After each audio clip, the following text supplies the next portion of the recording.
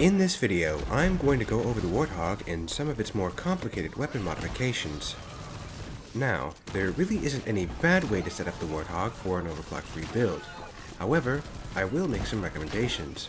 You certainly can make the Warthog work without extra ammo, but if you don't have access to overclocks, you're generally going to want to take this one. All of the options in Tier 2 are really good options, but you're really going to feel the lack of ammo rather quickly when you don't take this. Next, I'm going to go over the options in Tier 4, Bigger Pellets versus Armor Breaker. Armor Breaker is generally the better option, and here's why. I went over the breakpoints of all the varieties of grunts, and here's what I found. The numbers here represent the amount of shots it takes to kill.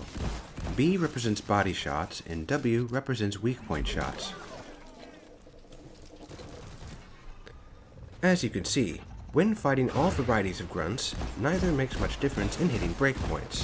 When fighting Brictorians and other heavily armored enemies, Armor Breaker makes it much more easier to take them out more quickly than the extra damage.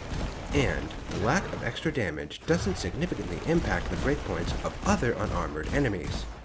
On top of that, when you are playing with others, stripping down the armor will make it easier for your fellow dwarves to help you take down big targets.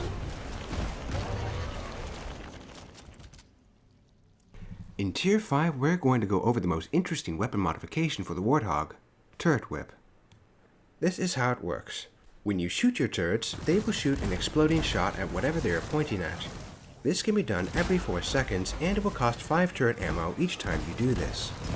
It's also worth noting that the exploding shot can have the effects of Armor Breaker or Stun, depending on what mods you have for the turrets. Also, the exploding shot can produce a fear effect, causing some bugs to run away for a few seconds. This makes it excellent against groups of grunts and Bactera. While I certainly wouldn't call Turret Whip a bad weapon mod, I generally wouldn't pick it either, because it doesn't really complement the Engineer very well, and here's why. Most of the Engineer's grenades and all of his secondary weapons are already excellent at dealing with groups of enemies, so investing in Turret Whip is generally redundant. Salvage Ops and Escort missions are the best missions to use Turret Whip if you want to use it, but I prefer the improved rate of fire instead.